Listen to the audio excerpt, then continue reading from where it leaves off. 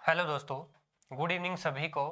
दोस्तों स्वागत है आप सभी का मेरे YouTube channel maths by Sandeep Chaudhary पे। और दोस्तों आज हम, जैसा कि मैंने कमिटमेंट किया था आपको कि मैं जल्द ही एक टेस्ट सीरीज स्टार्ट करने वाला हूं जो प्रीवियस ईयर के क्वेश्चन पेपर है, उन सभी क्वेश्चन पेपर का मैं सॉल्यूशन करने वाला हूं और आप लोगों को डेली के डेली सॉल्यूशंस मिलते रहेंगे। डेली का मैं एक एग्जाम यानी कि एक पेपर मैथ्स का सॉल्यूशन CHSL का करवाऊंगा और डेली एक CGL का करवाऊंगा। तो दोस्तों बने रहें, ठीक है। और वीडियो को अंत तक जरूर देखें क्योंकि जो ये प्रीवियस ईयर एग्जाम होते हैं उनके अंदर सबसे पहले आपको ये पता लगता है कि एग्जाम का पैटर्न क्या रहता है, लेवल क्या रहता है एग्जाम का, किस किस टाइप्स के किस किस तरह से क्वेश्चंस आज तक पूछे जा रहे हैं। तो ये आप लोगों के लिए बहुत ज्यादा फायदेमंद है। और साथ ही साथ जब आप रैंडमली क्वेश्चंस करते हो, क्योंकि जब आप प्रीवियस ईयर का सेट लगाते हो कोई भी या कोई भी क्विज कंपटीशन का सेट लगाते हो, तो उसमें आपको ओवरऑल जो आपकी नॉलेज है वो निखर के आती है। यानी कि आप हर टॉपिक का एक एक दो दो क्वेश्चन आप उठाते हो तो आप लोगों को खुद की क्षमता का पता लगता है। तो शुरुआत करते हैं दोस्तों आज के इस सेशन के बारे में। लेकिन सबसे पहले मैं आपको बता दूं कि चैनल के ऊपर अगर नए हो तो जल्दी से सब्सक्राइब कर लो, क्योंकि डेली की वीडियो आप लोगों को मिलने वाली है 2 या 3, और साथ में आप लोगों को एक ट्रिक की वीडियो भी मैं यहाँ पर लगातार आपको दूंगा, जिसके अंदर बहुत ही, क्योंकि जो कॉमन तरीके होते हैं सिंप्लीफिकेशन के, सॉल्यूशन के, वो साथ साथ में आपको करवाता रहूंगा। ठीक है, तो सबसे पहले तो आप जुड़ने की कोशिश करिए हमारे साथ इंस्टाग्राम पे, लिंक आपको डिस्क्रिप्शन के अंदर मिल जाएगा। उसके बाद टेलीग्राम बहुत ज्यादा जरूरी है, क्योंकि टेलीग्राम पे जो आज मैं ये वीडियो डाल रहा हूँ उस सभी के जो PDF नोट्स हैं या जो मेरी क्लास का शेड्यूल है क्या रहेगा, वो सब टेलीग्राम के ऊपर डिस्कस होगा। काफी सारे बच्चे मैथ्स के अंदर डाउट को लेकर बहुत ज्यादा परेशान रहते हैं। जैसे कि अब हम कोई भी सेट लगा रहे हैं उसमें डाउट आ गया तो वो कहाँ से पूछेंगे, कैसे करेंगे। ठीक है, तो उसके लिए भी आप लोगों के लिए एक सॉल्यूशन है, मैथ्स डाउट सॉल्यूशन। इस चैनल को आप सब्सक्राइब कीजिए, यानी कि इसको फॉलो करिए, इसके अंदर ज्वाइन हो जाइए। उसके बाद में आप अपने डाउट्स इसमें डाल सकते हो, क्योंकि ये पब्लिकली चैनल है, हर कोई अपनी क्वेरी इसमें डाल सकता है और आपको सॉल्यूशन हाथ की हाथ मिल जाएगा। ठीक है दोस्तों, तो शुरुआत करते हैं जो CHSL का क्वेश्चन, यानी कि जो 12 अप्रैल का फर्स्ट शिफ्ट का हुआ था उसके सॉल्यूशन के बारे में। तो उसमें सबसे पहला क्वेश्चन आया हुआ है DI का। याद रखना 2 या 3 क्वेश्चन आपके DI के रहेंगे, जिसको हम डाटा इंटरप्रिटेशन बोलते हैं। ठीक है, तो देखिए DI के अंदर आपसे क्या पूछा गया है। ये कह रहा है, थोड़ा सा बड़ा कर देते हैं अगर नहीं दिखाई दे रहा है तो। देखिए कह रहा है कि एक इस आरेख का अध्ययन कीजिए और नीचे दिए गए प्रश्न का उत्तर दीजिए। अब इसमें परसेंटेज डिस्ट्रीब्यूशन है टोटल एक्सपेंडिचर का, कोई भी कंपनी, यानी कि इसमें कंपनी का एक्सपेंडिचर है, मतलब 15 जो % है इसने पैसा इंफ्रास्ट्रक्चर पे किया है, कुछ ट्रांसपोर्ट पे किया है, कुछ एडवर्टाइजमेंट पे, कुछ टैक्सेस पे, और कुछ रिसर्च एंड डेवलपमेंट पे, कुछ बच्चों की उन पे जो स्टाफ की सैलरी के ऊपर, और कुछ लोन्स के ऊपर, यानी कि उनके लोन का उन्होंने ऋण चुकाया है, ब्याज दिया है। अब देखिए यहां पे कह रहा है क्वेश्चन क्या पूछा है। अब इसमें से काफी सारे क्वेश्चन बन सकते हैं।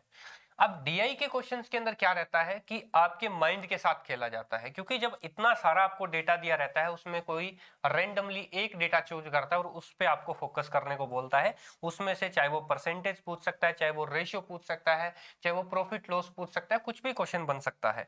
नमस्ते सभी को, जितने भी दोस्त जुड़े हुए हैं। ऋणों पर ब्याज पर व्यय, मतलब जितने ऋणों के ऊपर, जिनने ब्याज, ऋणों के ऊपर ध्यान दीजिए, मतलब जो इसने ऋण लिया है, जैसे कि ये ऋण है क्योंकि ब्याज पे ऋण है, ठीक है।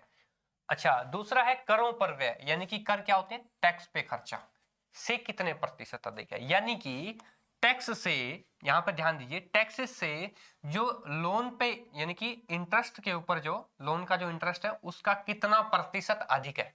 ध्यान रखना, ये चीजें आपको ध्यान रखनी है, बस इन दोनों के ऊपर फोकस करना है अभी। देखिए टैक्स के ऊपर 5% लगा है, ठीक है, और जो लोन का जो इंटरेस्ट है उसका कितना लगा है, 7.5%। ठीक है, आपसे अगर ये पूछा जाता कितना अधिक है, कितना है, देखिए अगर 5 अपने आप में 100% है, 5% अपने आप में 100% है, तो 7.5 कितना गुना इसका, 1.5 गुना है। कितना गुना है, 1.5 गुना है। इतना तो समझ पाए होंगे कि ये 5 का 7.5 कितना गुना है, 1.5 गुना है। तो अगर ये पूछा जाए कितना प्रतिशत है, तो आप कह सकते हो 150% है, अगर आपको बोला जाए कितना प्रतिशत है तो। लेकिन ये कह रहा है कितने प्रतिशत अधिक है। अब आपको डिफरेंस चेक करना पड़ेगा। 5% और 7.5% का डिफरेंस कितना है भाई, 2.5% का डिफरेंस है। ठीक है, अब कह रहे कितना प्रतिशत अधिक है। अब अधिक किससे होगा, किससे होगा, अगर कम होता तो इससे कम होता, अधिक होता है तो इससे अधिक है, यानी कि ये 5% से अधिक है। तो 100 पे कितना होगा, यही पूछा है। तो ये क्या होगा 2 और ये 50, यानी कि 50%। अब कुछ स्मार्ट पर्सन है वो ऐसे ही आंसर दे देंगे, मतलब बिना सोचे समझे, मतलब बिना कैलकुलेशन किए। जैसे कि 5 से 7.5, 5 का 7.5 कितना प्रतिशत है, 150%। अधिक ही कितना है, 50%। कोई दिक्कत नहीं है, नो डाउट, ठीक है ना। तो इस तरीके से इस क्वेश्चन का सॉल्यूशन हो गया। अगर आपको भी आता है, जय हिंद वंदे मातरम, ठीक है। अगर आपको भी आता है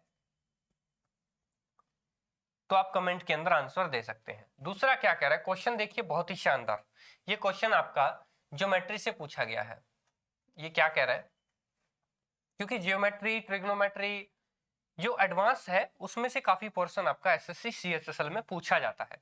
कह रहा है कि एक वृत्त है जिसकी जीवा ए बी है। एक वृत्त है, ध्यान दीजिए, एक वृत्त है, ये हम वृत्त डिजाइन कर लिया हमने। उसके बाद में कह रहा है कि इसकी जीवा ए बी है और व्यास है सी डी। ये जीवा है, मान लीजिए ए बी। जीवा क्या होती है, यानी कि व्यास सबसे बड़ी जीवा होती है। ये व्यास जो होता है वो सेंटर में से जाता है, मान लीजिए सेंटर ओ है हमारा, ठीक है। और ये कह रहा है कि व्यास क्या है, सी डी है। ये सी डी व्यास होता है त्रिज्या का 2 गुना। आप मेरी क्लास के अंदर बिल्कुल बेसिक से सीखोगे, यानी कि ये जो क्वेश्चन आपसे पूछा गया है सिर्फ इसका ही सॉल्यूशन नहीं बताऊंगा, साथ साथ में और चीजें हैं उनका सॉल्यूशन भी मैं बताऊंगा जो आपके बेसिक में काम आती है। फिर कह रहा है वृत्त के बाहर एक पी बिंदु पर मिलता है, मतलब ये जीवा कुछ इस प्रकार से है, जीवा कुछ इस प्रकार से है कि जब इसको फैलाएंगे ना तो आगे ये एक पॉइंट पे मिलते हैं। मतलब कि ये क्या है, तिरछी है। मतलब एक जीवा जो ए बी जीवा थी ये थोड़ी सी तिरछी है, वो एक बिंदु पे मिलती है जिसका नाम इसने क्या दे दिया है, पी दिया है। पी पे मिलते हैं।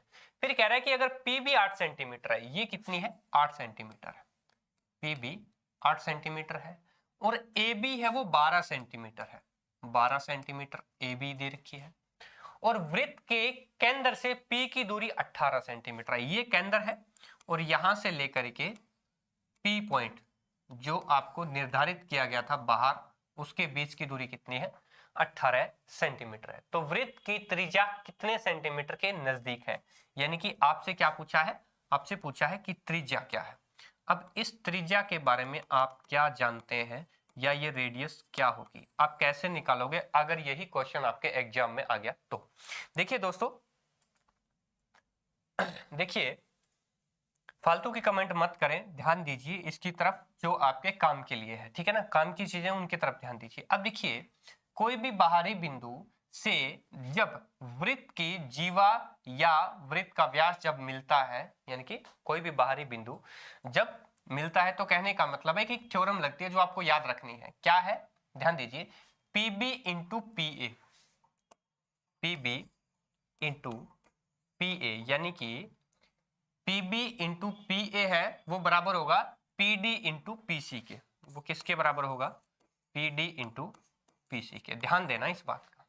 अब आप कहोगे जी पीडी तो हमारे पास है ही नहीं, बिल्कुल है भाई। क्यों, क्योंकि आप मान लीजिए कि ये जो त्रिज्या है ना, इसको आप मान लीजिए आर है, मान लीजिए त्रिज्या आर है, तो ये भी तो आर रहेगी ना, क्योंकि त्रिज्या आर इधर है तो त्रिज्या यही है, व्यास 2r हो गया, ठीक है। अब अगर आप बात करें पीडी की, तो यहां से 18 में ये जो है डिस्टेंस, ये आर ही माइनस हुई है ना, तो कहने का मतलब है कि पीडी कितनी हुई 18 माइनस आर, ठीक है। पीडी कितनी हुई 18 माइनस आर, ठीक है। समझने की चीज है। अब थोड़ा सा बेसिक समझ गए, क्वेश्चन 1 सेकंड के अंदर बनेगा आप लोगों से, ठीक है ना। अब देखिए आपसे पूछा है कि पीसी, अब पीसी के अंदर अब 18 तो ये है ही, तो ये अगर कंप्लीट है, ये अगर इतने तक 18 है और आर ये जुड़ गई तो 18 प्लस आर हो गया, यानी कि पीडी कितनी हुई 18, पीसी कितनी हुई 18 प्लस आर। बस इतना ही कंसेप्ट समझना था आपको। ये आर का जो मेन फंडा था वही आपको समझना था, क्वेश्चन सोल्व। देखिए पीबी इंटू पी ए कितना दे रखा है 12 इंटू 8, 12 8 12 इंटू 8 सी है ना, सॉरी 12 नहीं है भाई, पीबी कितना है ध्यान दीजिए, पीबी है 8 और पीए कितना है 12 नहीं है, पीए कितना है 12 है, 12 और 8 20 हो गया टोटल, ठीक है ना। तो ये कितना हुआ 160। अब इसको सॉल्यूशन करने में तो कोई दिक्कत नहीं है, a minus b a plus b, आप कह सकते हो a square minus b square कर लीजिए। a स्क्वायर कितना है, 18 का 18 से स्क्वायर करते हो तो 324 और माइनस, क्योंकि a square minus b square तो ये r का स्क्वायर। अब देखिए या तो आप r इस साइड ले जाइए, r स्क्वायर प्लस आ जाएगा और इधर 324 में से आप 160 माइनस कर दीजिए तो कितना आएगा, 124 में से 108 जब आप माइनस करोगे तो कितना आएगा 4 6 164, यानी कि r स्क्वायर के बराबर 164 है। ध्यान दीजिए अगर r स्क्वायर के बराबर 164 है तो r के बराबर कितना होगा, अगर ये 169 होता तो आप कह सकते थे कि ये 13 का स्क्वायर का फॉर्मूला है, लेकिन यानी कि इससे थोड़ा सा 13 से कम। अब ऑप्शन की तरफ जाइए, 13 नहीं है, 12 नहीं है, 12.4 भी नहीं हो सकता, 13 से थोड़ा सा कम, ज्यादा नहीं थोड़ा सा कम, तो क्या हो सकता है कि अगर तो ये 12.8 के समथिंग समथिंग हो सकता है। तो आपसे क्या पूछा है, 2 दशमलव स्थान तक या नजदीक पूछा है। नजदीक किसके निकटतम है, एक्चुअल नहीं पूछा है, आपको निकटतम पूछा है। ठीक है, कोई दिक्कत नहीं है, चीजों को अच्छे तरीके से समझ आ रहे होंगे। अब देखिए नेक्स्ट, एक कार है 48 किलोमीटर की दूरी 40 किलोमीटर प्रति घंटा की तय से दूरी तय करती है, मतलब 40 किलोमीटर की दूरी तय करेगी वो कितने टाइम में, 48 किलोमीटर की दूरी तय करेगी 40 किलोमीटर प्रति घंटा की स्पीड से। ठीक है, अब मुझे ये बताइए कि जब ये 40 किलोमीटर प्रति घंटे की स्पीड से 48 किलोमीटर की दूरी तय करेगी तो कितना टाइम लगेगा इसको, क्योंकि आपको पता है टाइम इज इक्वल टू क्या होता है, ठीक है ना, distance is equal to speed upon time. ठीक है, तो अब देखिए अब कितनी दूरी आ गई इसकी, अगर इससे आप भाग करते हो तो या तो दूरी अभी निकालो या थोड़ा सा रुक के देखिए क्या कह रहा है, फिर क्या कह रहा है। एक और अन्य गति है जो 52 किलोमीटर की दूरी है वो कितने में 65 की स्पीड से वो तय करती है। ठीक है, तो इसको कितना टाइम लगेगा जोड़ लीजिए। अब मेरे को एक बात बताइए, जब 40 अब 48/40 है, अगर ये 40 किलोमीटर होता 40 किलोमीटर होता तो उसको 1 घंटा लगता, लेकिन 8 किलोमीटर और ज्यादा है, मतलब बेसिक से समझेंगे चीजों को बहुत आराम से। अगर 40 किलोमीटर होता तो 1 घंटा लगता, अब 8 किलोमीटर दूरी और बच गई तो ये कितना टाइम ले रहा है, भी 5वां हिस्सा है ना, तो 1 घंटे का भी 5वां हिस्सा, 1 घंटे का 5वां हिस्सा कितना होगा 10, 1 घंटे का 5वां हिस्सा 12 मिनट कह सकते हो आप, 12 मिनट। ठीक है ना, यानी कि 48 किलोमीटर की दूरी को तय करने में कितना टाइम लगेगा, ये 12 मिनट का। आप सीधा सा डायरेक्टली कर सकते थे इसको, ठीक है ना, तो ये पर आवर दे रखा है तो इस हिसाब से ये 1 घंटे और 12 मिनट का टाइम लेगा। अब यहां से बिल्कुल बेसिक से समझा रहा हूं, यहां पर कोई ट्रिक नहीं लगा रहा मैं। अब 52/65 है, अब देखिए अगर ये पूरी दूरी 65 होती तो या तो काट दीजिए, कोई दिक्कत नहीं है, आप डायरेक्टली काट करके भी कर सकते हैं, 13 चौके 52 और 13 पंजे 65, यानी कि 4/5 आवर, और उसको 60 से मल्टीप्लाई करके देख लीजिए तो 12 से करोगे तो 12 चौके 48 मिनट, यानी कि ये 48 मिनट के अंदर कंप्लीट करेगा। इसी तरीके से इसको भी कर सकते थे आप, 12 चौके 6 8 48 और 8 पंजे 40, 6.5 आवर, 6/5 घंटे, तो 6/5 घंटे किसके बराबर है, 1 घंटे 12 मिनट के बराबर। तो टोटल इसने टाइम कितना लिया, 48 मिनट इधर ले गया और 1 घंटे 12 मिनट, टोटल हो गया 2 घंटा। कितना टाइम लिया टोटल उसने, जर्नी कितनी की, आप कह सकते हो टोटल टाइम है वो 2 घंटा लिया उसने। और डिस्टेंस कितनी थी, क्योंकि आपसे सिर्फ पूछा है औसत गति क्या है, एवरेज के अंदर थोड़ा सा घुमा फिरा करके पूछेंगे, ध्यान देना। अब टोटल आपको पता है कि अगर टोटल स्पीड निकालनी है तो क्या होता है, डिस्टेंस अपॉन टाइम। तो डिस्टेंस कितनी है भाई, डिस्टेंस बताइए ना कितनी है। सबसे पहले तो दूरी करी 48 किलोमीटर की, फिर दूरी तय करी 52 किलोमीटर की, तो 48 और 52 जुड़ के कितने हो गए 100 किलोमीटर, यानी कि टोटल दूरी थी दोस्तों 100 किलोमीटर, टाइम लगा 2 घंटे का, तो यानी कि जो एवरेज चाल है वो क्या रही होगी 50 किलोमीटर पर आवर की। एवरेज आपसे स्पीड पूछी है, चाल पूछी है, 50 का आ गया। इस क्वेश्चन में किसी को डाउट तो नहीं है, ठीक है, कोई दिक्कत नहीं है। मैसेज रिट्रैक्टेड हो रहे हैं, क्या दिक्कत आ रही है, काफी सारे बच्चों ने। देखिए एक वीडियो को शेयर करना ना भूलें भाई, क्योंकि मैं हूं इस प्लेटफॉर्म के ऊपर बिल्कुल नया, आप लोगों को बेस्ट देने की कोशिश करूंगा, ठीक है, और लगातार आप लोगों से जुड़ा रहूंगा। देखिए क्या कह रहा है, m के सबसे बड़े और छोटे संभावित मानों का गुणनफल क्या है। ध्यान दीजिए, गुणनफल पूछा है इसने, दो मान नहीं पूछे हैं। जिसके लिए एक संख्या है, आपको दे रखा है संख्या क्या है, 5m 8 3 m 4 m 1, और ये कह रहा है कि ये 9 से पूरा पूरा भाग जाएगी।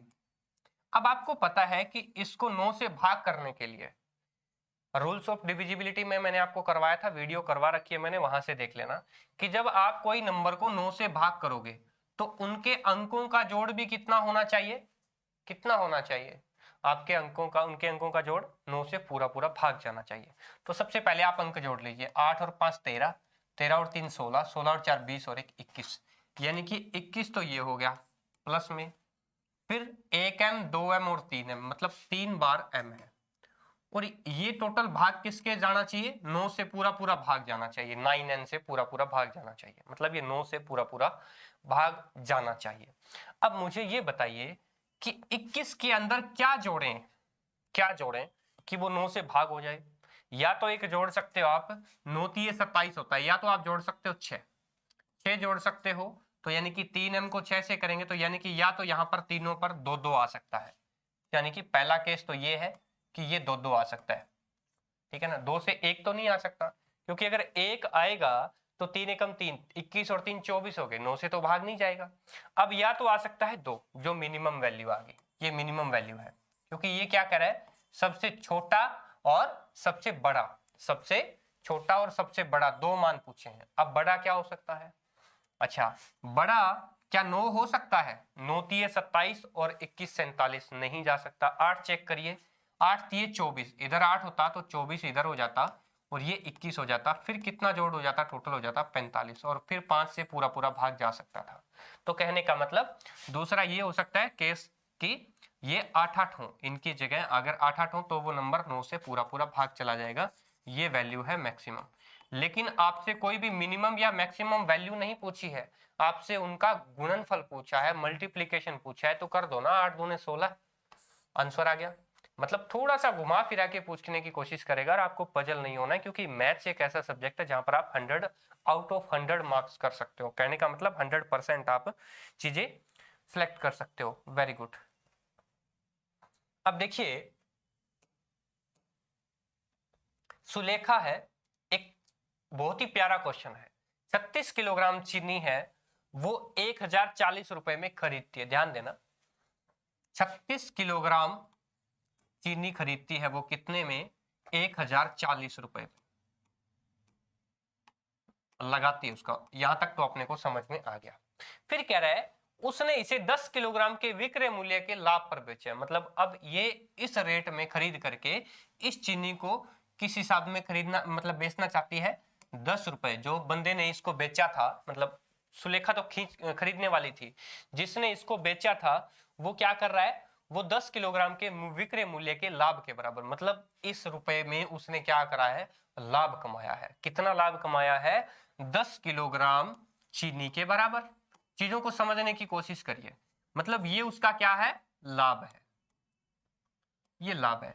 अगर इसमें से करेंगे तो वजन क्या आएगा, वो एक्चुअल वजन आ जाएगा कि जिस वजन के उसने इसको पैसे दिए हैं, जिस वजन के एक्चुअल में उतने इसको पैसे दिए। मतलब ये पजल करने वाला क्वेश्चन है, कह रहा है ना कि 10 किलोग्राम के विक्रय मूल्य के बराबर लाभ पर बेचा। तो ध्यान दीजिए यहाँ पे नाम नहीं लिखा हुआ उसने, मतलब इसने खरीदा है, किसी ने बेचा होगा, किसी ने बेचा होगा, तो मतलब उसको 10 किलोग्राम चीनी क्या मिली होगी, यहाँ पर एक्स्ट्रा मिली होगी, यूं कह लो, सेकंड में एक्स्ट्रा मिली होगी, यानी कि 10 किलोग्राम का उसको लाभ हो रहा है, तो डायरेक्टली उसने 26 किलोग्राम के पैसे दिए होंगे। फिर कह रहा है कि 5 किलोग्राम चीनी का विक्रय मूल्य ज्ञात करिए। भाई जब 26 का 1040 है तो 6 चुके 24, 6 दूनी 4 दूनी 8, यानी कि 40 रुपए पर किलोग्राम के हिसाब से उसने वो चीनी खरीदी होगी, या वो एक्चुअल उसको रेट पड़ा होगा। अब क्या कह रहा है, 5 के हिसाब से, यानी कि 5 किलोग्राम। अब 5 किलोग्राम करोगे मेरे दोस्तों तो 5 से मल्टीप्लाई कर दो। अब आपको कोई दिक्कत नहीं है, कितने भी पूछे बेशक, कितने रुपए दिए होंगे या कितने रुपए में बेचा होगा, 200 रुपए में। कहने का मतलब अगर 5 किलोग्राम चीनी का विक्रय मूल्य कितना होगा, 200 रुपए। पजल करने वाला क्वेश्चन था, आप 1 सेकंड में निकाल सकते हो उसे, कोई दिक्कत नहीं है। चीजों को समझ पाए होंगे। कौन कौन है लाइव जल्दी से? राघवेंद्रा, काजल, वेरी गुड। देखिए नेक्स्ट क्या कह रहा है, बहुत ही शानदार कह रहा है कि एक ट्राइंगल है ए बी सी। एक ट्राइंगल बना लेते हैं हम। ए बी सी एक ट्राइंगल है, ये ए है, ये बी है और ये सी है, ट्राइंगल है। अब कह रहा है जिसका कोण जो ए है ना वो 135 डिग्री है, ये 135 डिग्री है, ठीक है। फिर कह रहा है ए बी है वो 7 सेंटीमीटर है, ये ए बी है वो कितनी है, 7 सेंटीमीटर दे रखा है।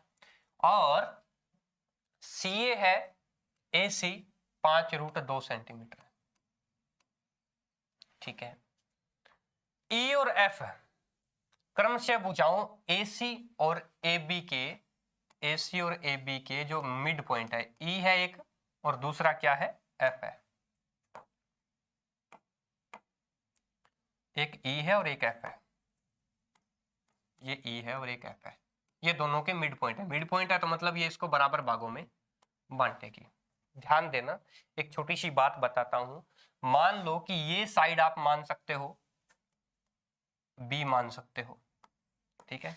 ये साइड आप मान सकते हो A, ये साइड आप मान सकते हो C, ठीक है। अब ध्यान देना, कभी भी आपको कोई एंगल दिया है, जैसे ये एंगल दिया है, आपको 2 साइड दी हुई है, आपको तीसरी साइड निकालनी है, तो उसके लिए एक बहुत ही बेसिक सा फॉर्मूला है जो आप लोगों को सभी को पता होना चाहिए। लेकिन यहां पर तो ये इस बात को पूछ रहा है कि ये क्या होगी, कह रहा है EF की लंबाई क्या होगी। अब ये तो निकाल सकते हैं, ये कैसे निकालेंगे ये भी मैं बता देता हूं। अब यहां पर हिंट इसने क्या दे दिया कि ये दोनों क्या है, इसके मिड पॉइंट है। जब ये दोनों, ये E पॉइंट और F पॉइंट इस दोनों साइड के अगर मिड पॉइंट है तो हमेशा ध्यान रखना जो A आया है, जो ये है वैल्यू या जो ये साइड है वो A का हाफ होगी, हमेशा ही हाफ होगी, आधा होगी। ये 10 आई है तो ये 5 होगी, ये 50 आई है तो ये 25 होगी, ये चीज ध्यान रखना है। तो कहने का मतलब हमें फोकस करना है, हमें ए निकालना है। तो ए के लिए एक फॉर्मूला होता है जिसको कोसाइन एंगल बोलते हैं, यानी कि कोस ए इज इक्वल टू, पहले तो दोनों साइडों का स्क्वायर का जोड़, यानी कि बी का स्क्वायर, आप इसको बी माने हो बी का स्क्वायर, सी इसको माने हो तो सी का स्क्वायर, और उसमें से ये ए का स्क्वायर माइनस कर दो और इस ए के स्क्वायर को 2BC है ना, ये इससे क्या कर दो आप डिवाइड कर दो। अब इसको आपको सोल्व करना है, यहां पर वैल्यू पुट करनी है, क्वेश्चन आपका 1 सेकंड में हो जाएगा। देखिए कैसे, रिपीट किस चीज को करना है, कोई बात नहीं कर देंगे दोस्त, रिपीट कर देंगे, क्योंकि लास्ट के अंदर जब हम कराएंगे तो मैं ओवरव्यू उसका पूरा कंप्लीट करवा दूंगा, रिवीजन करवा दूंगा लास्ट के अंदर सभी क्वेश्चंस की। देखिए कोस ए, अब ये कोस ए क्या है, ये एंगल है, यानी कि कोस 135 डिग्री, ठीक है। अब देखिए बी स्क्वायर, बी कितना है 7, 7 7 49 प्लस, ठीक है। अब सी कितना है, सी का स्क्वायर 5√2 है, 5√2 का स्क्वायर करोगे 5 5 25, √2 का 2 हो गया, 25 दूने 50, यानी कि इसका कितना हुआ 50 माइनस, अब ए स्क्वायर तो अपने को निकालना है ना मेरे दोस्त, अच्छा 2 इंटू बी सी, अब 2 2 गुणा बी कितना है, ध्यान दीजिए बी है 7 और सी कितना है 5√2, कितना है 5√2,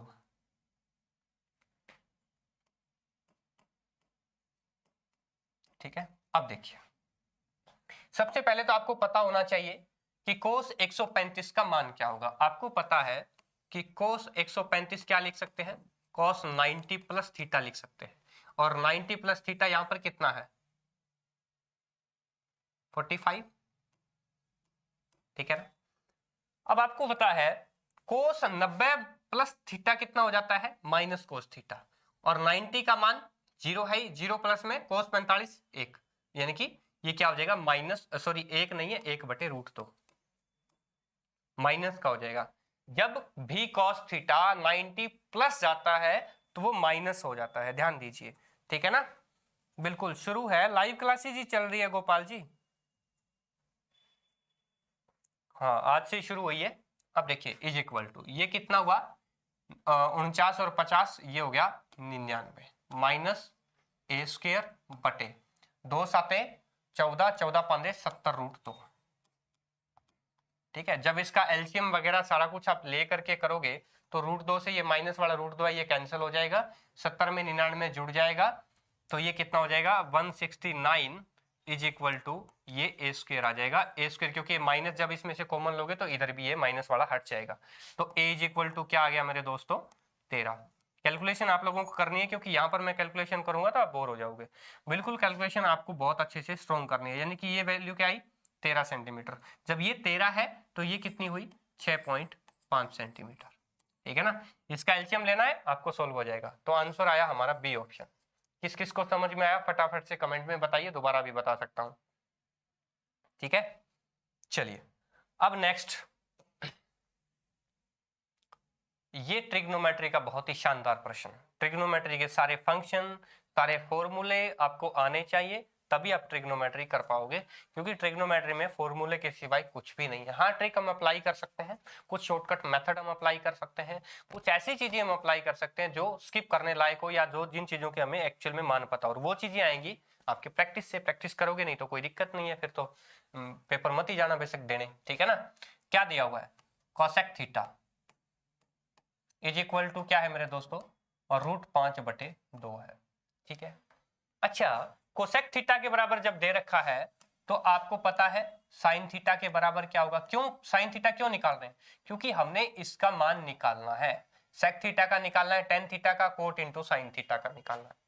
अच्छा, थोड़ा सा इसको सोल्व भी कर सकते हो आप, अगर सोल्व करना चाहो तो सोल्व कर सकते हो। जैसे cot theta into sine theta है, तो कोट थीटा का मतलब क्या होता है cos थीटा बटे साइन थीटा। ठीक है ना, समझ पाए होंगे।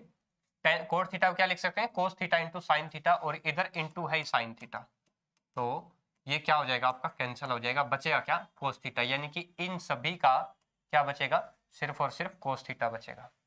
तो यहाँ पर कोस थीटा आप लगा सकते हो। ठीक है, साइन थीटा का निकालना पड़ेगा क्योंकि अपने को कोस थीटा निकालना है। कोसेक थीटा के बराबर अगर √5/2 है तो साइन थीटा बराबर क्या हो जाएगा 2/√5। समझ पाए होंगे, ठीक है ना, क्योंकि कोसेक थीटा का साइन थीटा उल्टा होता है।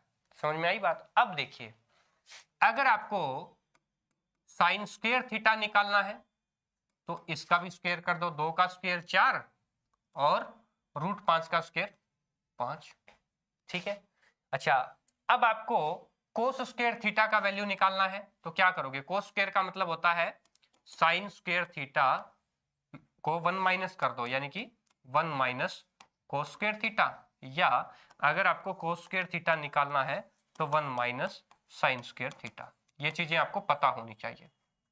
यानी कि अगर आपको इधर कोस स्क्वायर थीटा निकालना है मेरे दोस्तों, तो आप क्या करोगे कि 1 माइनस 5 4/5, तो क्या हो जाएगा 1/5 बच जाएगा, तो ये 1/5 हो गया। अगर फिर आपको कोस थीटा निकालना है तो इसका रूट कर दीजिए, क्या 1/√5। ठीक है ना, अच्छा अगर आपको टेन थीटा निकालना है तो टेन थीटा के बराबर आपके पास क्या पता होना चाहिए, साइन थीटा पता होना चाहिए और कोस थीटा पता होना चाहिए। ठीक है ना, वो आपको टेन थीटा तक लेकर जाएगा। साइन थीटा की वैल्यू क्या है 2/√5 है, और कोस थीटा की वैल्यू क्या है आपने अभी तो निकाली है 1/√5। √5 से √5 कैंसिल, क्योंकि दूसरी से चौथी कैंसिल हो सकती है, पहली से तीसरी कैंसिल हो सकती है, तो कितना आया 2। टेन थीटा की वैल्यू कितनी आई 2। बस सेक थीटा निकालना है। सेक थीटा क्या होता है कोस थीटा का उल्टा। सेक थीटा बराबर क्या आया √5/1 यानी कि √5। बस जब तक ये चीजें आपको निकालनी नहीं आएंगी तब तक इसकी वैल्यू नहीं आएगी, और ये काम आपको बहुत फटाफट करना है क्योंकि एग्जाम के अंदर इतना टाइम आप लोगों के पास नहीं होता है। अब देखिए सेक थीटा की वैल्यू क्या है और √5 सॉल्यूशन करने जा रहे हैं अभी हम। ठीक है ना, अच्छा प्लस में टेन थीटा की वैल्यू कितनी है 2 है। ठीक है, अच्छा माइनस कोस थीटा की वैल्यू कितनी निकाली हमने 1/√5। अच्छा प्लस वाला इधर ले जाओ, 2 इधर ले जाओ। ठीक है ना, प्लस में √5 माइनस 1/√5। ये क्यों किया मैंने मैं बताता हूं। देखिए अब इसका एलसीएम लोगे, सिर्फ इतना इतना सोल्व करना है आपको। √5 को √5 से करोगे 5 आएगा, 5 में से 1 गए 4, यानी कि इसको आप लिख सकते हो 2 + 4/√5। अब आप देखोगे कि क्या ये है, नहीं है, मतलब ये ऑप्शन में ही नहीं है।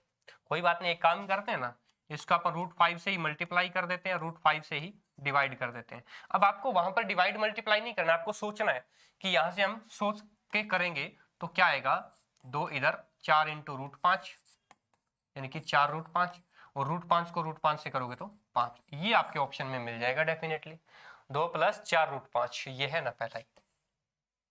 कुछ आपको ऑप्शन देख करके भी अकल आ जानी चाहिए कि आपको किस तरीके से क्वेश्चन को हैंडल करना है। नेक्स्ट क्वेश्चन, क्या चीजें आप लोगों को समझ में आ रही हैं? जितने भी दोस्त देख रहे हैं एक बार फटाफट से कमेंट करके जरूर बता दें भाई, है ना। देखिए नेक्स्ट क्या कह रहा है, कह रहा है ए और बी एक निश्चित कार्य को क्रमशः 24 और 40 दिनों के अंदर पूरा करते हैं। ठीक है, ए और बी, ए किसी काम को पूरा करता है 24 दिन में, ठीक है, और बी उसी काम को करता है 40 दिनों में, यानी कि ये कुल काम कितना हुआ मेरे दोस्तों, 24 और 40 का एलसीएम कितना आ सकता है, 120। ठीक है, कुल काम इतना है। अब ये कह रहे हैं कि उन्होंने 8 दिनों तक काम किया, शेष कार्य सी ने उस कार्य को 14 दिनों में पूरा किया। सी ने पूरा काम किया 14 दिनों तक, कोई दिक्कत नहीं है, ये बाद में करेंगे, ठीक है ना। अब देखिए शेष कार्य किया और एक साथ कार्य करते हुए ए और सी समान कार्य का 75% कितने टाइम में पूरा करेंगे। सबसे पहले तो आपको ये चीजें पता होनी चाहिए कि इनकी एफिशिएंसी क्या है। एफिशिएंसी क्या होती है, एबिलिटी ऑफ वर्क, की वो कितना यूनिट वर्क पर डे करते हैं। मान लीजिए कुल काम 120 है, इसको आप यहां से हमेशा ही जब भी एलसीएम लोगे तो ये कुल काम में आएगा, ठीक है ना। एलसीएम इसीलिए लिया जाता है ताकि दोनों को हम अच्छे तरीके से काम को बांट सकें कि इन्होंने कुल काम इतना किया होगा। अब देखिए 24 × 5 120, यानी कि इसने काम 5 यूनिट पर डे किया होगा।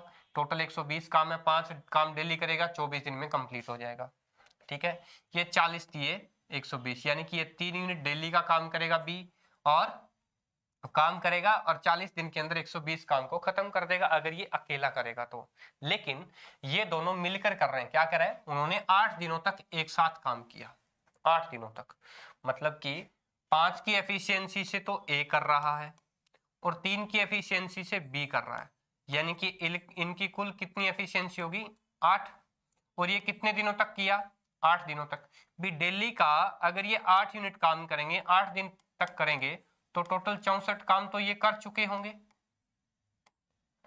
इन्होंने ए और बी ने 8 दिन में 64 काम तो कर दिया। बचा कितना काम है, बचा 120 में से 64 घटा दो, बचा काम है वो सी कर रहा है ना, तो 64 माइनस कर दो तो कितना हुआ, 56 काम बच गया। अब अगर 56 काम बच गया तो वो करेगा कौन, सी करेगा, 56 काम सी करेगा, और सी कह रहा है कि वो 14 दिन में काम करता है। अब 14 दिन में वो काम करता है, टोटल काम उसके पास 56 है, तो उसकी एफिशिएंसी कितनी है, 4 की एफिशिएंसी है।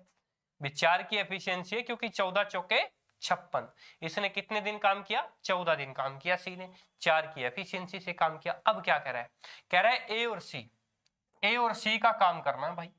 ए की एफिशिएंसी 5 है, सी की एफिशिएंसी 4 है, मतलब कि ये पूछा है कि ए और सी, ए की एफिशिएंसी कितनी है 5, सी की कितनी है 4, यानी कि ये दोनों अगर मिल जाएंगे तो 9 की एफिशिएंसी से काम करेंगे, यानी कि 9 काम डेली करेंगे।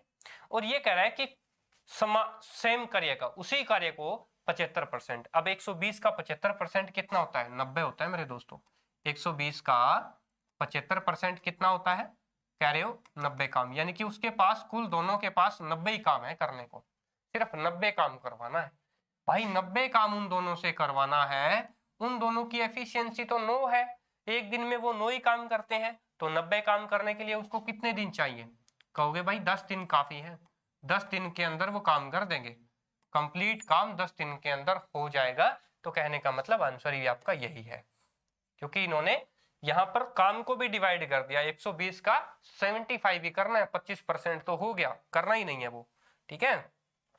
चलिए अब नेक्स्ट पे बढ़ते हैं। नेक्स्ट भी डीआई का ऑपरेशन है, बहुत ही शानदार है। क्या कह रहा है, ध्यान दीजिए, चीजों का पता होना चाहिए आप लोगों को, फोकस उसी के ऊपर करना है, डीआई पे कंसंट्रेट करना है। देखिए क्या कह रहा है, कह रहा है कि दिए गए आरेख का अच्छे तरीके से पढ़ लीजिए। यहाँ पे दो तीन चीजें आपको ध्यान रखनी है, एक रेवेन्यू है और एक एक्सपेंडिचर है, ठीक है ना। रेवेन्यू को हम क्या बोलते हैं, राजस्व। क्या बोलते हैं, राजस्व। ये कह रहा है पिछले वर्ष की तुलना में किस वर्ष में राजस्व में प्रतिशत वृद्धि 6% कम थी, मतलब जो वृद्धि हुई। अब हर बार कोई भी कंपनी है मान लो, उसके अंदर राजस्व के अंदर कुछ कुछ कुछ कुछ रेवेन्यू बढ़ता जाता है ना, तो कई बार क्या होता है रेवेन्यू 6% से भी कम हो गया, तो वह बोल रहा है कि किस साल कम हुआ, वो चीजें चेक करेंगे, कोई दिक्कत नहीं है। देखिए हमें एक्सपेंडिचर को कोई ध्यान में नहीं रखना है, मतलब कि हमें इसकी कोई जरूरत नहीं है, हमें सिर्फ रेवेन्यू पे ध्यान देना है। 2015 की अगर हम बात करें, मतलब बढ़ा है, बढ़ा 320 से 350 बढ़ा है। कितना बढ़ा है, 30 बढ़ा है। किसके ऊपर बढ़ा है, 320। हमेशा रेवेन्यू है वो किसके ऊपर बढ़ता है, पिछले के साथ, क्योंकि ये 320 से 350 हुआ है, तो कितना बढ़ा है, 30 बढ़ा है। किसके ऊपर बढ़ा है, 320 के ऊपर, तो 100 पे कितना आप निकाल सकते हो, ठीक है ना। यहां से ये कट कर दिया और अब 300 का फिर वही बात 32 से मल्टीप्लाई करना है, और सॉरी डिवाइड करना है, ठीक है ना। तो कर लेना, जो आएगा वो आपका बता देना मुझे। फिर 2016 की बात करते हैं। 2016 में 350 से 380 हुआ, यानी कि कितना बढ़ा, फिर 30 बढ़ा। किसके ऊपर बढ़ा, 350 के ऊपर बढ़ा, ठीक है, इंटू 100। बताना क्या आएगा। फिर क्या हुआ, 2017 में, चलो 2017 में चेक करिए, मतलब 380 से 400 गया, यानी कि 20 ही बढ़ा, 20 बढ़ा है 400 पे, तो 100 पे कितना, 20 बढ़ा है 400 पे, तो 100 पे कितना निकाल लेना, ठीक है। अच्छा उसके बाद में है अगला, देखिए 400 से 280 आया है, फिर 200, अब ये तो घटा है, घटा है तो अपने को ये नहीं जाना है। फिर 280 से 300 कितना गया है, 2019 में 280 से 300 गया है, बढ़ा कितना है, 20 बढ़ा है। किसके ऊपर बढ़ा है, 280 पे, तो 100 पे कितना। अब इन चारों चीजों से आप अंदाजा लगा सकते हो, मतलब आपको सॉल्यूशन भी करने की जरूरत नहीं है, आप सिर्फ अंदाजा लगा सकते हो। क्या मेरे दोस्तों, ये तो बढ़ रहा है 320 पे, मतलब ये 320 पे बढ़ रहा है, ये 350 पे, मतलब ये कम है, ये कम है, इससे ये क्या है, कम है, तो मतलब इसको तो काट दो। अब यहाँ पे देखिए ये क्या है, 20 बढ़ रहा है 400 पे, तो कहने का मतलब है डायरेक्टली आप इसको कर सकते हो कि यानी कि ये कितना है, 5%। अब 6% से तो यही कम है, ये तो 6% से ऊपर जाएगा। कैसे, 5 7 35, यानी कि ये 2 चला जाए, ठीक है। 30 दूने 60/7 है, तो 60/7 है, तो ये 5 से क्या 6 7 8 से भी ऊपर चला गया, ये तो और भी ऊपर है। अब ये 20 है 280 पे, 280 पे 20 यानी कि 1/14 है, मतलब 14 पे 1 बढ़ा है, 14 पे 1 बढ़ा है, तो 14 छिके 6 से भी ऊपर चला गया ये तो कहने का मतलब 2017 साल के अंदर ये 6% से कम बढ़ा है, ठीक है। अदरवाइज वो कोई दिक्कत नहीं है, चीजें समझ में आ रही होंगी आप लोगों को। देखिए नेक्स्ट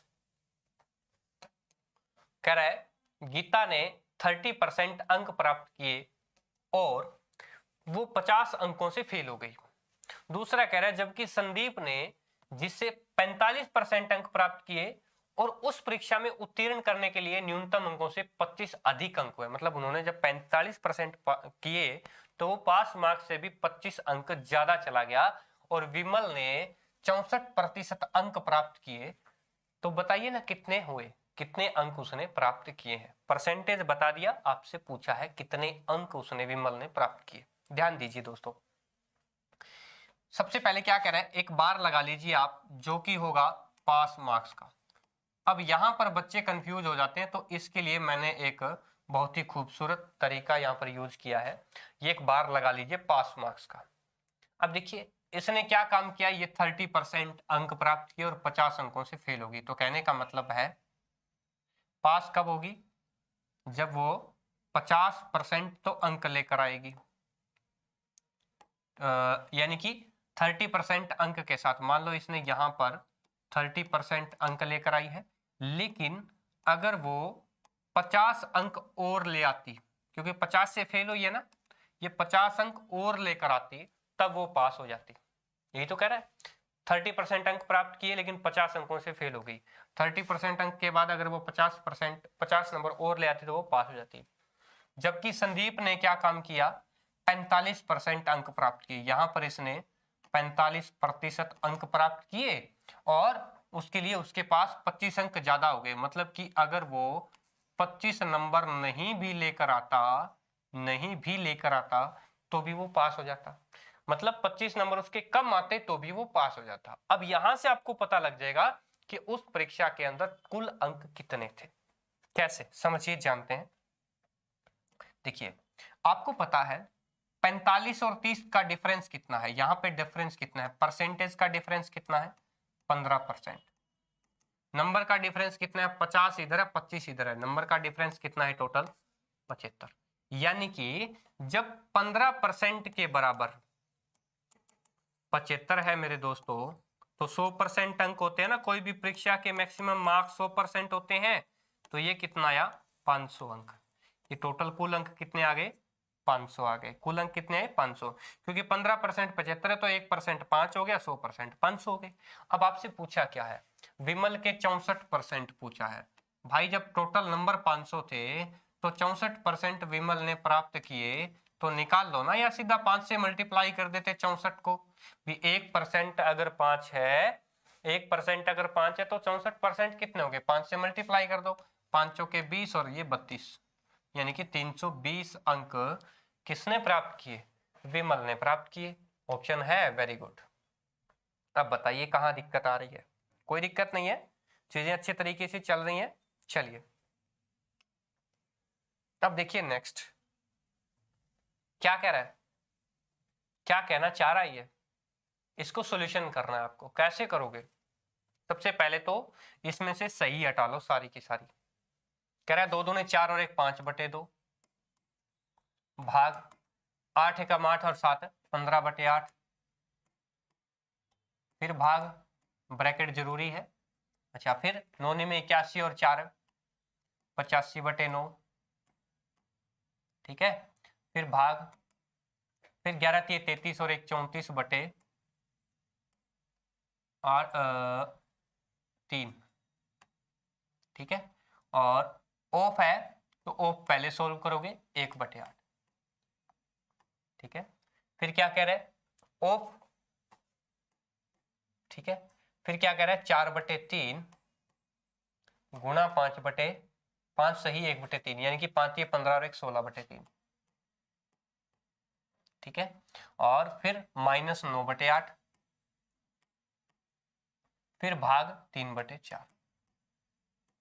अब बताइए कौन सॉल्व करेगा इसको। इतना लंबा चौड़ा है, बहुत ही आसानी से इन्होंने प्रश्न दे दिया CHSL में। तो सबसे पहले आप एक काम करिए, ऑफ वाला जो ब्रैकेट के अंदर है, सबसे पहले कोई भी ब्रैकेट सोल्व कीजिए। यहां से ये ब्रैकेट सोल्व करते हैं, इसके अंदर ऑफ नहीं है, सीधा डिवाइड है। डिवाइड है तो ये 5/2 है, इधर 8/15 हो सकता है। तो 5 से ये काटोगे 3 4 4/3 आ जाएगा यहाँ से, ठीक है। ये ब्रैकेट के अंदर पड़ा रहने दो, अदरवाइज खोल दो, कोई दिक्कत नहीं है। अब भाग, अब इसको सोल्व करते हैं। अब 1/8 है, यहां से काटोगे तो 17/4 17/12 है, यानी कि 85/9 है। ध्यान दीजिए, ये 85/9 है। और यहां पर बचेगा कितना, 8 ऊपर चला जाएगा, कहने का मतलब ऑफ 8 इधर चला जाएगा, तो कहने का मतलब 34 है। सीधा ऊपर, सॉरी यहां से डिवाइड कर लो इसको, तो 4 4 12 17/12 है। और 17/12 इसको करोगे तो 12/17 हो जाएगा। 17 5 85, फिर 3 3 9 और 4 3 12, इनके 5 के 20/3। इसको सोल्व किया कितना आया, 20/3। फिर अब ऑफ है, ये पहले करना पड़ेगा, यानी कि इसके साथ जो ब्रैकेट के अंदर था ये ऑफ है ना, वो इसके पहले करना पड़ेगा। कोई दिक्कत नहीं है, सबसे पहले आप लिख लो ऐसा ही, 20/3 ऑफ 4/3, ठीक है, गुणा 16/3 -9/8 भाग 3/4।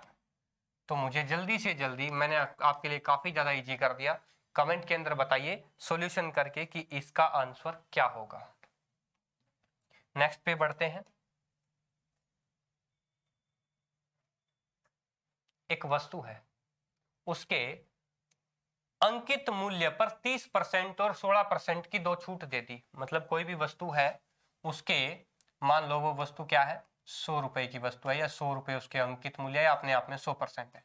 सबसे पहले छूट दे दी मेरे दोस्तों 30% की, तो कितने की बच गई वो बच गई अपने आप में 70 यूनिट।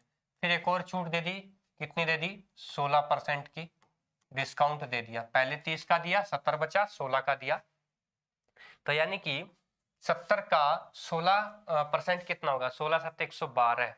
यानी कि इसमें से अगर आप 112 यानी कि 11.2 माइनस करोगे 70 में से, तो 1258.8।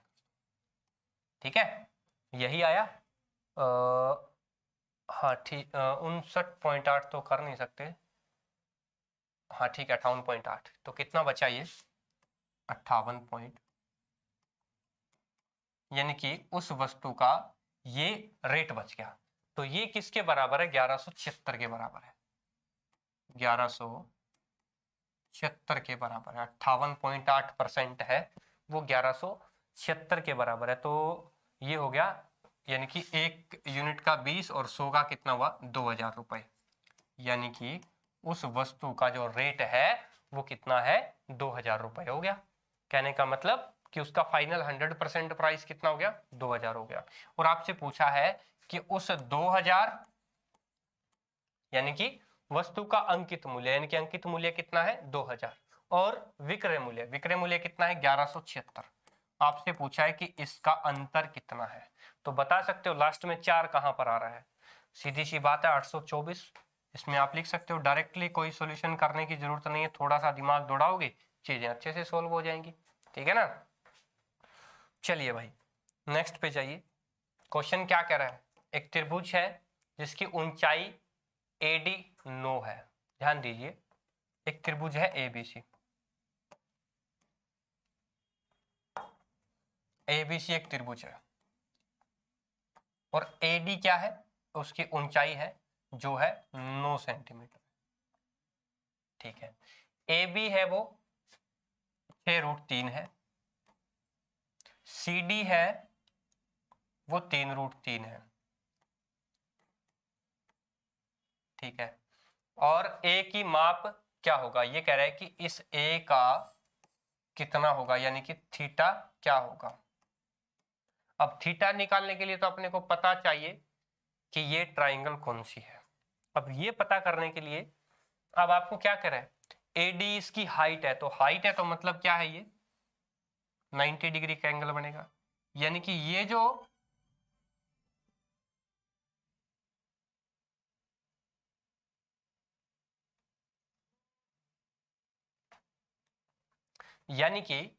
ये जो ट्राइंगल है वो कौन सी है, राइट एंगल है। अब देखिए यहां पर ये आपको बेस निकालना है, निकाल लीजिए। आपको पता है 9 का स्क्वायर 81 माइनस 6 छिके 36 और 36 छिके सॉरी 81 इसमें से माइनस करना है, 6 छिके 36। ठीक है ना, 6 का स्क्वायर 36 और फिर 3 से मल्टीप्लाई करोगे आप, तो 36 ये कितना होता है 200,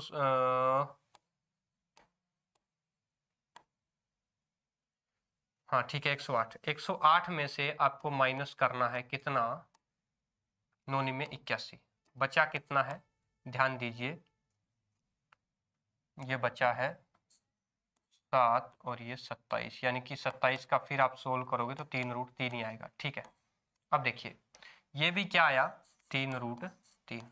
अब देखिए मेरे दोस्तों, जब ये टोटल 6√3 बन गई, ये भी 6√3 है, जब दो साइड 6√3 है, अब ये निकालोगे आप, देखिए 9 दे रखा है, 3√3 दे रखा है, तो ये क्या आएगा 6√3 ही आएगा, क्योंकि इस साइड भी तो एक 90 डिग्री का एंगल है, तो ये भी तो एक समकोण त्रिभुज है। तो इसलिए ये कौन सी ट्राइंगल बन गई, इक्विलेटरल ट्राइंगल बन गई, यानी कि समबाहु त्रिभुज बन गई। और हर एक कोण कितना होता है इसका, 60 डिग्री होता है।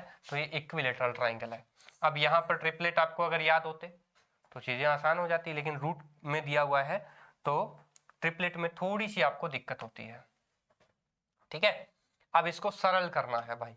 सरल कैसे करोगे, बहुत बड़ा लंबा चौड़ा दिया हुआ इसने। तो यहाँ पे देखिए क्या कह रहा है, a माइनस बी का क्यूब, एक ही फॉर्मूला है, बाकी तो ये सोल्व भी करना है। तो इसका फॉर्मूला बता देता हूँ भाई, a cube minus b cube minus 3ab into a minus b. बस ये सोल्व कर लो, आंसर आ जाएगा। सभी को एक्स वाई अलग, मतलब एक्स की है या जो भी है एक्स वाई जेड सारी सभी को इकट्ठा कर लेना और यही आएगा। क्यों आएगा मैं बताता हूँ। 18 दूने 36 और 36 72, 72 कहाँ रहा है, ठीक है। और 18 तिये 54, 54 दूने 108 इधर बनेगा, ठीक है। 2 दूने 4 दूने 8 इधर बनेगा और 3 तिये 9 तिये 27 इधर बनेगा। डायरेक्टली आप कर सकते हो, ठीक है ना। ये चीजें आपको ध्यान रखनी है। नेक्स्ट देखिए, अनामिका है जिसने 15,000 के ऋण लिया 3 सालों के लिए, यानी कि उसके पास जो प्रिंसिपल था वो 15,000, टाइम था 3 साल, और उसका जो कंपाउंड इंटरेस्ट आया, सीआई की बात कर रहा है, कितना है 4965। तो बताइए ना अमाउंट कितना हुआ। अमाउंट तो ये दोनों को जोड़ दो, 15 और 4 19,965 आ गया, ठीक है। ये अमाउंट आ गया। फिर कह रहा है कि ब्याज वार्षिक है, कोई दिक्कत नहीं है। सुमन ने साधारण ब्याज की दर से 10,000 रुपए का ऋण लिया, 10,000 रुपए का प्रिंसिपल उसने लिया, टाइम मांगा उसने 3 साल का, और ये कह रहा है कि सिंपल इंटरेस्ट से कितना, सिंपल इंटरेस्ट से उसने कितना ब्याज दिया, हालांकि और रेट दोनों की सेम है, यानी कि जो ये रेट थी वो ये रेट है, सेम है। तो कहने का मतलब कि हमें यहां से रेट निकालनी है, उसके बाद में वो रेट यहां डालनी है और इसको सोल्व करना है, सिंपल इंटरेस्ट निकालना है, ये कह रहा है। कैसे निकालोगे भाई, कोई बात नहीं। जब आपको प्रिंसिपल और अमाउंट दिया हुआ हो, कंपाउंड इंटरेस्ट की बात हो, तो कंपाउंड इंटरेस्ट हमेशा किस में चलता है, स्क्वायर में, क्यूब में, 2 साल 3 साल उसके लिए, ठीक है ना। तो एक काम करिए ना, प्रिंसिपल और अमाउंट का रेशियो निकाल लीजिए। सबसे पहले प्रिंसिपल है 15,000, अमाउंट कितना है 19, 9, 6 और 5। तो ये कटेगा किस पे, ये 15 पे कट जाएगा, ये भी 15 पे कट जाएगा। 15 पे कटेगा ये 1000 आएगा, 15 एकम 15, 4 बचे 49, 15 तिये 45, फिर 4 बचे 46, यानी कि फिर 15 तिये 45, फिर एक बचा 15 एकम 15, ये आ गया। ये टाइम कितना है 3 साल है। तो इसका क्या करोगे आप, क्यूब रूट कर दो, यानी कि 10:11। मतलब कोई राशि अगर 10 से 11 हो रही है, मतलब कि 1 बढ़ रही है किसके ऊपर, 10 पे, यानी कि 10 से अगर कोई राशि 1 बढ़ रही है, यानी कि 10 से 11 हो रही है, तो 1/10, यानी कि रेट कितनी आई है मेरे दोस्तों, 10%। ये दर आ गई, 10% रेट आ गई। अब यहाँ पर दूसरे तरीके से देखिए, दूसरा क्या कह रहा है भाई, रेट तो आ गई ना 10%। अब पहले साल 10,000 का 10% की दर से 3 साल का ब्याज कितना होगा, सीधा डायरेक्ट निकाल सकते हो यार। 10,000 का 10% कितना होता है, 1000, 1000 3,000, 3,000 रुपया ये ब्याज का भुगतेगी 3 सालों के अंदर। 1 साल में 1000 रुपया ब्याज लगेगा, 10,000 का 10% कितना होता है 1000, तो ये भुगत लेगी, ठीक है। 3,000 रुपए इसको भुगतने पड़ेंगे, ऑप्शन नंबर डी। ये फटाफट से क्वेश्चन हो जाते हैं अगर आपको छोटी छोटी चीजें पता हो तो। नेक्स्ट देखिए क्या कह रहा है। अब ये घुमा फिरा के क्वेश्चन पूछा गया है कि यानी कि ये लेवल बहुत ही टफ था आप लोगों के लिए, बहुत ज्यादा टफ था। क्या कह रहा है, कह रहा है कि x² माइनस 6√3 x प्लस 1 बराबर, अगर ये कह रहा है 0 है, तो बताइए कि x की क्यूब प्लस 1/x की क्यूब क्या होगी। अब इसको किस फॉर्म के अंदर कन्वर्ट करना चाहिए अपने को। अगर अपने पास x प्लस 1/x होता, ठीक है, कुछ भी होता के, तो हम क्या करते, x की क्यूब प्लस 1/x की क्यूब को क्या लेते हैं हम, k की क्यूब माइनस 3k। लेकिन हमें तो इस फॉर्म के अंदर चाहिए ना, इस फॉर्म के अंदर नहीं है, ये लेकर आएंगे। कैसे लेकर आएंगे मैं बताता हूँ। एक काम करो ना, ध्यान से थोड़ा सा दिमाग लगाओ, इधर x है, इधर x है, इधर कुछ नहीं है, मतलब 1/x होना चाहिए। तो एक काम करो ना, सभी को x से डिवाइड कर दो, सभी को x से डिवाइड कर दो। जब चारों तरफ, दोनों तरफ x को डिवाइड कर देते हो तो कोई मैथ के फॉर्मूले के साथ किसी भी तरह का कोई खिलवाड़ नहीं होता है। तो यहां से करोगे तो ये कैंसिल हो जाएगा, बचेगा क्या x। इधर से करोगे तो ये हो जाएगा 6√3, अच्छा प्लस इधर 1/x, इधर क्या हो जाएगा 0 हो जाएगा। हमें तो इधर x प्लस 1/x ही चाहिए ना, इधर हमें x प्लस 1/x ही चाहिए। ये उधर ले जाओ 6√3 हो जाएगा, बस आ गई वैल्यू k की। अब वैल्यू k की आ गई तो निकाल लो भाई x की क्यूब प्लस 1/x की क्यूब। कैसे निकलेगा, वही बात 3 मल्टी यानी कि k की क्यूब, इसकी क्यूब करते हो 6 छिके 36, 36 छिके 218, 218 होगा शायद, हाँ नहीं 216, सॉरी 218 नहीं, अच्छा इंटू √3 का 3√3 क्यूब होगा ना, ठीक है। अब माइनस कितना है 3k, 3 इंटू ये k की वैल्यू है 6 18√3, ये हो गया, ठीक है ना। अब देखिए 216 को 3 से जब मल्टीप्लाई करते हो तो कितना आएगा, जल्दी से फटाफट से, 2 3 6, 648, 648√3 माइनस 18√3, तो ये कितना आएगा 648 में से 18 गया 630√3।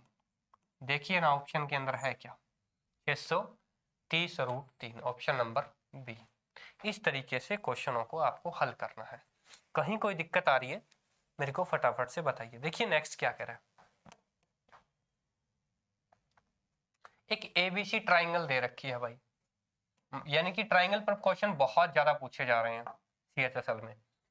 एबीसीडी में एडी एक माध्यिका है, एक ट्राइंगल है एबीसी, सॉरी एबीसीडी नहीं कह सकते, एबीसी है जिसमें एडी एक माध्यिका है, बना दी।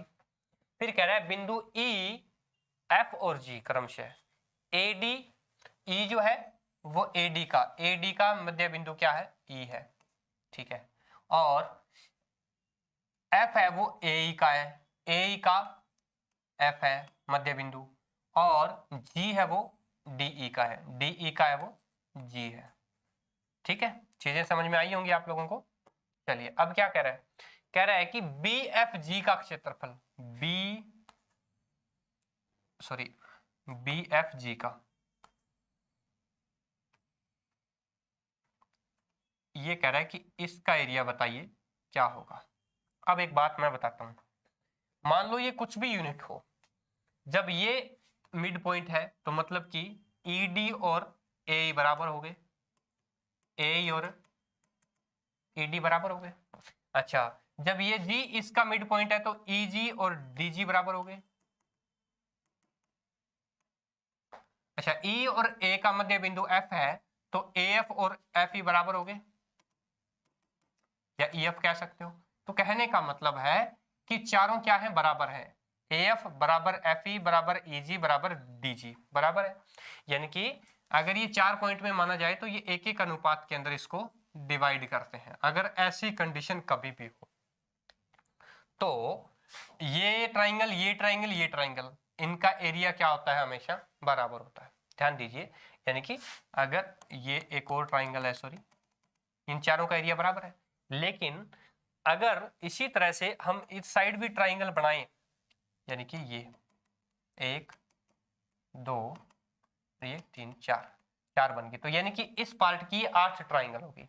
तो हर एक ट्राइंगल 8वां हिस्सा है, लेकिन इसने क्या जोड़ा है 2 ट्राइंगलों को एक साथ जोड़ दिया इसने, तो कहने का मतलब ये 1/4 हिस्सा होगी।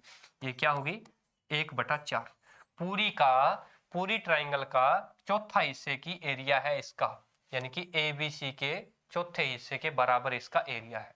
मैंने चीजें आपको बहुत अच्छी तरीके से सोल्व करके बता दी हैं। अब देखिए नेक्स्ट क्या कह रहा है, क्वेश्चन को ध्यान से पढ़िए। कह रहा है एक समचतुर्भुज है, आपके पास समचतुर्भुज ड्रॉ करना है। समचतुर्भुज कहाँ गया भैया, चलो यहां से ड्रॉ कर देते हैं। मान लो ये समचतुर्भुज हमने ड्रॉ कर दिया, ठीक है। अब कह रहा है एक विकर्ण है 8√3 सेंटीमीटर है, ये विकर्ण है 8√3 है, डायगोनल ले लिया एक। फिर कह रहा है यदि दूसरा विकर्ण है इसकी भुजा के बराबर है, 8√3 यहाँ पर लिख दीजिए। दूसरा जो विकर्ण है ना वो क्या है, इसकी भुजा के बराबर है, यानी कि ये अगर साइड इसकी ए है तो ये विकर्ण भी क्या है, ये भी ए है, बराबर है। अगर ये विकर्ण ए है, मुझे एक बात बताइए, अगर ये विकर्ण ए है तो ये साइड क्या होगी, ये होगी मेरे दोस्तों a/2, क्योंकि विकर्ण क्या करते हैं, समचतुर्भुज के आपस में एक दूसरे को क्या काटते हैं, मध्य बिंदु पे काटते हैं। दूसरा समकोण पे काटते हैं, यानी कि यहां पर ये जो एंगल बनेगा वो कितना बनेगा, 90 डिग्री बनेगा। बनेगा कि नहीं बनेगा, अब 90 बनेगा तो यानी कि ये ट्राइंगल कौन सी बनेगी, राइट एंगल ट्राइंगल बनेगी, ठीक है। ये कोण 90 है तो अच्छा, ये 8√3 पूरा है, अगर ये 8√3 अगर पूरा है, सॉरी ठीक है ना, यहां पर देखिए, अरे यार कहाँ क्या दिक्कत हो गई,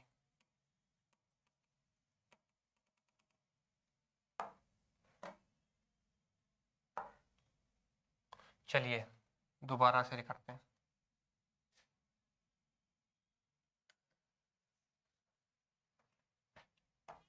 क्या कह रहा है, क्वेश्चन को ध्यान से पढ़िए।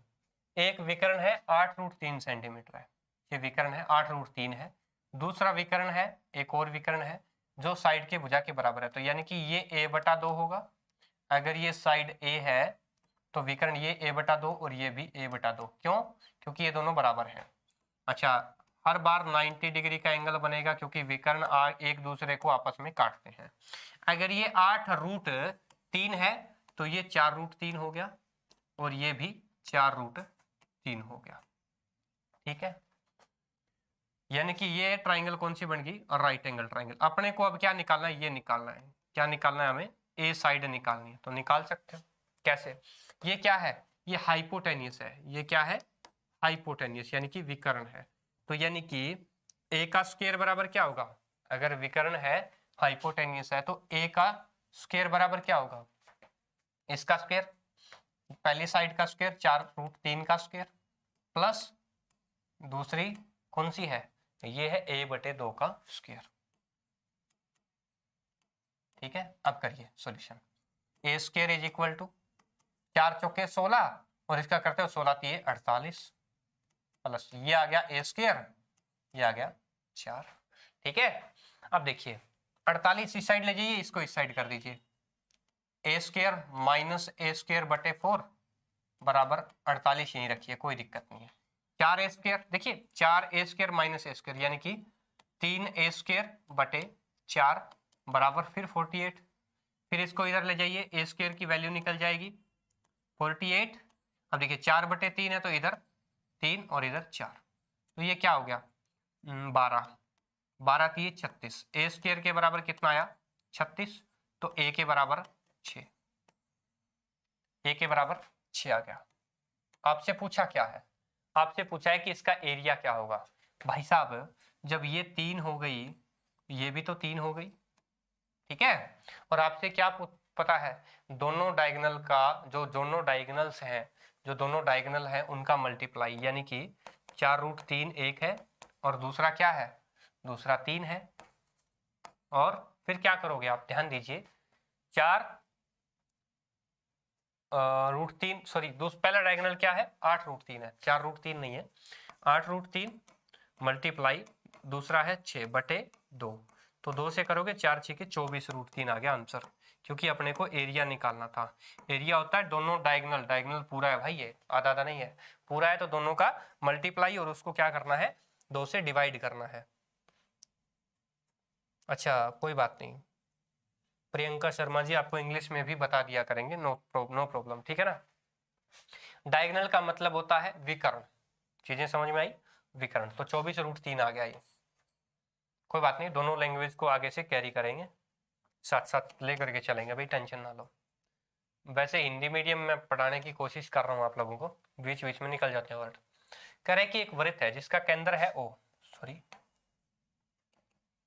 वृत्त बना लेते हैं भाई, ये वृत्त बन गया, इसका सेंटर है ओ, ठीक है। और कह रहा है एक 6 सेंटीमीटर लंबी जीवा है, ये जीवा है यानी कि कॉर्ड जिसको बोलते हैं, ये मान लीजिए 6 सेंटीमीटर है, ठीक है। बाद में लिखेंगे इसको। फिर क्या कह रहा है, केंद्र से 4 सेंटीमीटर की दूरी पर है। ये केंद्र है, इससे कितनी दूरी पर है, 4 सेंटीमीटर। अब एक बात और बता देता हूं, जब भी जीवा के ऊपर सेंटर से डायरेक्ट, अगर हम डायरेक्ट दूरी लेते हैं तो एक तो वो 90 डिग्री में इसको काटती है, ठीक है, दूसरी इसको बराबर भागों में भी काटती है। जो जीवा होती है ना, ये इसको बराबर भागों में भी काटती है। तो इसका मतलब ये हुआ 6 सेंटीमीटर की जीवा थी, तो ये जीवा रहेगी 3 और ये भी रहेगी 3। बस इतना ही समझने वाला था, इसमें फालतू कुछ भी नहीं है, ठीक है। जब भी केंद्र से आप परपेंडिकुलर डालोगे, क्योंकि पूरी लेंथ के लिए तो परपेंडिकुलर ही डलता है, कोई भी चीज की लेंथ अगर आप डायरेक्ट मेजरमेंट करते हो तो इसमें परपेंडिकुलर है, ठीक है, कम से कम दूरी, कम से कम दूरी परपेंडिकुलर। ये जीवा है, इसके ऊपर ये सेंटर है, सर्कल ओ है, उसका सेंटर है, केंद्र है। ओ से जब यहाँ पर परपेंडिकुलर डाला, मान लो कि ये सी पॉइंट है, ये ए और बी जीवा थी, ठीक है। अच्छा, अब क्या कह रहे हैं, व्यास की लंबाई करिए। तो सबसे पहले एक काम करते हैं, इसको मिला देते हैं ना, ये क्या बन जाएगी, रेडियस यानी कि त्रिज्या। क्योंकि आपको पता है केंद्र से यहां पर इस परिधि पे कोई भी पॉइंट ले लो, वो दूरी क्या कहलाती है, त्रिज्या कहलाती है। तो ये त्रिज्या निकालनी है। राइट एंगल ट्राइंगल 3, 4 और 5, क्यों, क्योंकि ट्रिपलेट बनता है 3, 4 और 5 का। ध्यान देना, राइट एंगल ट्राइंगल यानी कि समकोण त्रिभुज में 3, 4 और 5 का ट्रिपलेट बनता है। और ट्रिपलेट में आपको बता दूंगा सारी चीजों का, ठीक है ना। अब देखिए, ये आगे 5, जब रेडियस 5 है तो व्यास कितना हो गया भैया, जब त्रिज्या है 5 तो व्यास दुगना हो गया, क्योंकि त्रिज्या 5 है तो व्यास डबल होता ही है। नेक्स्ट देखिए, वही क्वेश्चन बहुत ही शानदार कह रहा है। अब देखिए यहाँ पे 2014 और 17 में कुल निर्यात, पहले तो निर्यात देखो, निर्यात क्या होता है, इंपोर्ट तो होता है दोस्तों आयात, यानी कि जो चीजें आयात आती हैं, एक्सपोर्ट जो बाहर भेजी जाती हैं, यानी कि जो निर्यात हो गया। ये 2014 और 17 में क्या कह रहा है, निर्यात, बात करो निर्यात की। 2014 में निर्यात कितना था, एक्सपोर्ट 300, ठीक है, और 2017 में कुल निर्यात, एक्सपोर्ट कितना था, 320, 420, यानी कि 300 और 420 कितना हुआ, 720, ये तो हो गया। फिर क्या कह रहा है, 2015 और 2018 में कुल आयात, 15 और 18 में आयात, 15 में आयात और 18 में आयात, 390 और 450, यही कह रहा है। चेक करिए, 0, 9, 5, 14, हासिल 1, 3, 4, 7 और 1, 840। क्या कह रहा है, अनुपात कितना है, इसका अनुपात निकालना भाई। 720 और 840 का अनुपात आप फटाफट से निकाल दीजिए, फटाफट से। 12 6 के 72, 12 7 84,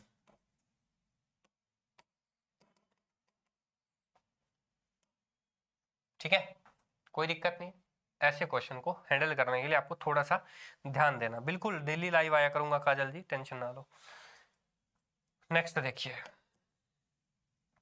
एक धनराशि है जिसको ए, बी और सी कह रहा है, ए, बी और सी के अंदर क्रमशः 2:3 और 7 के अनुपात में बांटी जाती है। यदि B का हिस्सा कितना है, अगर 15,000 रुपए हो, तो B और C के हिस्से में अंतर क्या है, यानी कि इसके हिस्से में अंतर क्या है, डिफरेंस निकालना है। निकाल लेंगे दोस्तों। देखिए, मुझे ये बताइए कि जब 3 यूनिट रिप्रेजेंट करता है 15,000 को, तो 1 यूनिट किसको रिप्रेजेंट करेगा, 5,000 को। डिफरेंस कितना है, 4 यूनिट का, तो 4 यूनिट किसको रिप्रेजेंट करेगा, 5 चौके 20,000 को। 4 यूनिट 5,000 के हिसाब से किसको रिप्रेजेंट करेगा, 20,000 को। तो अंतर कितना है, 20,000 रुपए। अच्छा, अगर ये कहता है कि ए का कितना होगा, तो फिर वही बात, अनुपात बराबर है तो 5 दूने 10,000 रुपया ए का हिस्सा होता, ठीक है। और ये अगर सी का हिस्सा पूछता है तो 7 5 35,000 रुपए सी का हिस्सा होता, ठीक है। डिफरेंस चेक कर लो, बेशक वैसे ही डिफरेंस चेक कर सकते थे, क्योंकि आपको एग्जाम के अंदर टाइम भी तो बचाना है, टाइम इंपॉर्टेंट है भाई। नेक्स्ट देखिए क्या करा है, वही क्वेश्चन बहुत ही शानदार तरीके से पूछा गया है। अच्छा, ये क्या कह रहा है, सभी वर्षों में कंपनी के कुल उत्पादन, प्रोडक्शन का मतलब क्या होता है, उत्पादन, यानी कि ये जो पॉइंट डॉट वाला है ना, ये प्रोडक्शन का है। अच्छा, ये सेल का है, ये क्या है, सेल का है, यानी कि बिक्री। सेल को क्या बोलते हैं, बिक्री बोलते हैं। ये कह रहा है सभी वर्षों में कंपनी के कुल उत्पादन का कितना प्रतिशत कंपनी की कुल बिक्री है, यानी कि कुल उत्पादन अलग कर लो, कुल बिक्री अलग कर लो। ये कह रहा है कितना प्रतिशत है कुल उत्पादन का कुल बिक्री, जितना उत्पादन हो रहा है उसमें से कितना बिक्री हो रहा है। ठीक है। अच्छा ध्यान दीजिए, पहले 70 और 50 120, 120 और 128 कितने हो गए, 20 और 28 48, 148, 100 5 5 10 और 7 17, 17 और 12 कितने हो गए, 29 और 31, ये 3048 कुल कितना हुआ, प्रोडक्शन हुआ। अब सेल देख लीजिए, क्योंकि जितना उत्पादन होता है जरूरी थोड़ी उतनी सेल होती है, कम होती है उससे। और देखिए यहाँ से 16 और 50 और 25 75, 75 और 16 कितने हो गए, 75 और 16 कितने हो गए, 91 हो गए। ठीक है, 5 4 9, 5 14, 5 19 और 4 23, बस 2391 बटे 3048। चेक कर लेना कहीं सॉल्यूशन में गड़बड़ी ना हो, मतलब अपनी कैलकुलेशन में आंसर निकाल लेना। तो लगभग 3 7 21, यहाँ से काट के देख लो, 3 7 21 मतलब 7 तो जाएगा ही जाएगा। अच्छा 3 7 21, फिर 2 है 29, 29 है तो 3 8 मतलब 3 8 24 है, तो आराम से ये जाएगा। मतलब नियर बाय आप थोड़ा सा प्रेडिक्शन बना लिया करो, चीजें समझ में आ जाएंगी। चलिए अब देखिए नेक्स्ट, आज का लास्ट क्वेश्चन। ध्यान दीजिए, क्वेश्चन को थोड़ा सा जल्दी में करवाऊंगा क्योंकि बहुत लंबी वीडियो हो चुकी है हमारी, है ना, काफी टाइम हो गया हमें लगाते हुए क्लास को। चलिए, कह रहा है कि समूह के ए समूह है जिसमें 30 व्यक्ति हैं। ए समूह है जिसमें कितने व्यक्ति हैं, 30 व्यक्ति हैं। और समूह का औसत भार समूह बी के 25 व्यक्तियों के औसत भार से 3 किलोग्राम अधिक है, यानी कि इससे कितना अधिक है, 3 किलोग्राम अधिक है, कोई बात नहीं। अच्छा, बी के 25 विद्यार्थियों का औसत भार सी के 20 व्यक्तियों के औसत भार से कितना कम है, कितना अधिक है, 2.5 अधिक है। ठीक है, तो आप औसत भार प्रेडिक्ट किसकी करोगे, इसकी कर लो। इसकी अगर x है औसत भार एवरेज, इसको क्या मानेंगे हम, एवरेज वेट मान लेंगे औसत भार। ये इससे क्या होगा, ये x है तो ये कितना होगा, x प्लस 2.5। ठीक है, ये इससे 3 और ज्यादा है तो ये इससे 3 और ज्यादा है, तो कहने का मतलब है कि ये क्या होगा, x प्लस 5.5। ये औसत भार आ गया सभी का, ये व्यक्ति आ गए। फिर क्या कह रहे हैं, समूह ए के 30 व्यक्तियों का कुल भार 1725 किलोग्राम है, इनका कुल भार कितना है, 1725 किलोग्राम है। ठीक है, अब यहां पर मुझे बताइए कि अगर ये 1725 किलोग्राम किसका कुल भाग है, टोटल अब 30 को 1725 से भाग दीजिए, यानी कि 30 से भाग दीजिए इसको, 0 के लिए तो 1 लगा दिया, 3 से करते हो तो 3 5 15 22, 3 7 21, 15 3.5, यानी कि टोटल ये कितना आया इनका, 57.5। ठीक है, अगर ये 57.5 है तो ये कितना हुआ, ये 52.5 हो गया, तभी तो 5.52 हो गया, सॉरी 52.5 नहीं 52 हो गया। ठीक है ना, ये कितना हुआ, 52 हो गया। ये जुड़ करके टोटल तो 57 है ना, x की वैल्यू कितनी आई, 52, तो इसकी वैल्यू भी कितनी आएगी, 52। अच्छा, इसकी वैल्यू कितनी आएगी, 52 और 2 54.5, ये एवरेज आ गया। अब आपसे पूछा क्या है, ए और सी के व्यक्तियों को एक साथ लिया गया, ए और सी के व्यक्तियों को एक साथ लिया गया, ए के 30 व्यक्ति, सी के कितने व्यक्ति, 20 व्यक्ति, टोटल कितने हो गए, 50 व्यक्ति हो गए। अब औसत भार है कितना, यानी कि इसके तो हिसाब से इसका कितना है, 1725 है, सीधी सी बात है, दिया हुआ है भैया, इनका औसत भार तो दिया हुआ है 1725 दिया हुआ है प्लस, अब इनका बना लो, निकाल लो। 20 इंटू 52 कितना होता है 104, यानी कि 1040। बस जोड़ लो इनको, 50 से भाग दे दो। बताओ कि आंसर क्या होगा। फटाफट से कमेंट के अंदर आंसर बताएं। अगर आप यहां तक लास्ट तक मेरी वीडियो में आए हो तो आप कमेंट करके जरूर बताओगे कि इसका आंसर क्या होगा। ठीक है दोस्तों, तो आज की वीडियो के अंदर इतना ही। कल फिर मिलेंगे। एक एसएससी सीजीएल की भी मैंने चीजें स्टार्ट करी हैं। एसएससी सीजीएल के भी मैं लास्ट ईयर के प्रैक्टिस सेट आपको करवाऊंगा इसी चैनल के ऊपर, डेली और रेगुलर। हर एक दिन एक हम पेपर लेंगे, उनको सॉल्यूशन करेंगे। आप एक दिन सीएचएसएल का भी उसी दिन सीजीएल का भी। ठीक है दोस्तों, थैंक यू, बाय, जय हिंद, धन्यवाद आप सभी का। और वीडियो को शेयर करना मत भूलिए अपने दोस्तों के साथ, अपने रिश्तेदारों के साथ, या जो कोई भी इस एग्जाम की तैयारी कर रहा है, आप उन लोगों को भी ये वीडियो जरूर पहुंचाएं, शेयर करें। धन्यवाद, जय भारत। कल फिर मिलेंगे इसी सेशन के साथ, फुल एनर्जी के साथ, और एक नए सीएचएसएल के प्रीवियस ईयर क्वेश्चन पेपर के साथ। टाइमिंग यही रहेगा दोस्तों, और सीजीएल की टाइमिंग आपको जल्दी बता दी जाएगी।